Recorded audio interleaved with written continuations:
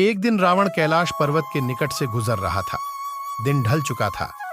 कैलाश का रमणीय वातावरण देखकर रावण ने रात्रि वहीं पर व्यतीत करने का निश्चय किया। आकाश में चंद्रमा देदीप्यमान था।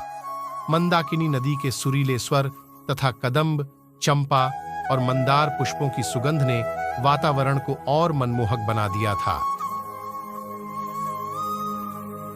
किन्नर गीत गा रहे थे और मदमाते विद्याधर अपनी प्रेमिकाओं के साथ क्रीड़ा में मग्न थे। शीतल और मंद समीर का झोंका आता तो पल्लवित वृक्ष पुष्प वर्षा करने लगते, जिससे पूरा क्षेत्र सुवासित हो उठता था। ऐसे मनोहारी वातावरण में रावण का मन काम से उन्मत्त हो उठा। इसी बीच रावण की दृष्टि एक युवती पर पड़ रही। रावण उसके सौंदर्य पर मंत्रमुग्ध हो गया। इस घोर अंधकार में इतनी सुंदर युवती कौन है और कहां जा रही है? रावण ने सोचा। वह धीरे धीरे युवती के निकट पहुंचा। युवती के तन पर चंदन का लेप लगा था और बालों में कल्पतरु के फूल गूंथे थे।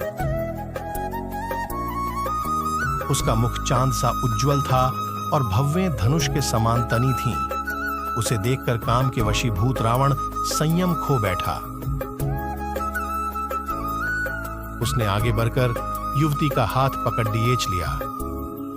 हे रूपसी, तुम कौन हो और कहां जा रही हो? रावण ने पूछा।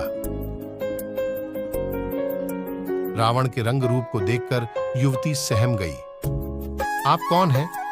उसने हाथ चुद्धाते हुए पूछा। मैं लंका का स्वामी और राक्षस राज रावण हूं। यहां का मनोहारी वातावरण देखकर रुक गया। तुमने बताया नहीं कि तुम कौन हो। रावण, तातश्री, मैं देवलोक की अप्सरा हूं और मेरा नाम रंभा है। रंभा ने प्रणाम करके कहा। वाह! दशानन प्रसन्न होकर बोला, अप्सरा और राक्षस राज का अच्छा संयोग बनेगा। लेकिन तुमने मुझे तातश्री क्यों कहा? क्योंकि मैं आपकी पुत्रवधू के समान हूं। मेरी पुत्रवधू? वो कैसे? रावण ने आश्चर्य से पूछा। मैं आपके सौतेले भाई धनेश्वर कुबेर के पुत्र नलकूबर से प्रेम करती हूं और उन्हीं से मिलने जा रही हूं। हाँ हाँ, रावण ने ठहाका लगाया। अप्सराएं कब से प्रेम करने लगीं? प्रेम और निष्ठा साधारण स्त्रियों को शोभा देता है। तुम अप्सरा हो और तुम्हारा कार्य केवल नृत्य और मनोरंजन करना है। इसके लिए नलकूबर के पास जाने की क्या आवश्यकता है? मेरे होते हुए तुम्हारी सुंदर और कमनीय काया का भोग कोई और करे, यह मैं नहीं होने दूंगा। रावण पर काम हावी हो गया था। रंभा ने रावण को पिता तुल्य बताकर कई बार उससे आग्रह किया कि वह उसे नलकूबर के पास जाने की अनुमति दे, परंतु रावण ने निर्लज्जता की सब सीमाएं पार कर दी।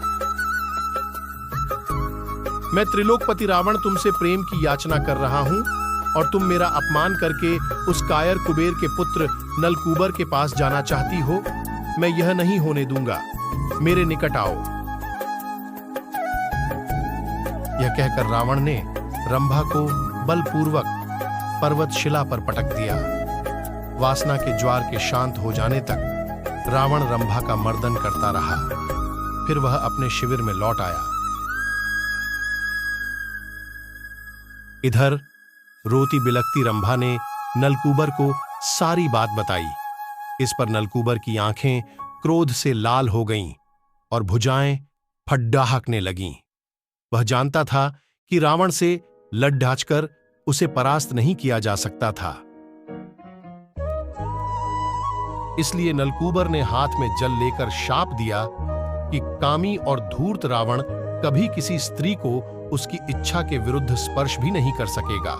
उसने ऐसा किया तो उसके सिर के 7 टुकड़े हो जाएंगे। रावण को शाप का पता लगा तो वह भयभीत हो गया। उस दिन के बाद से रावण ने परस्त्रियों के साथ दुराचार छोड़ दिया।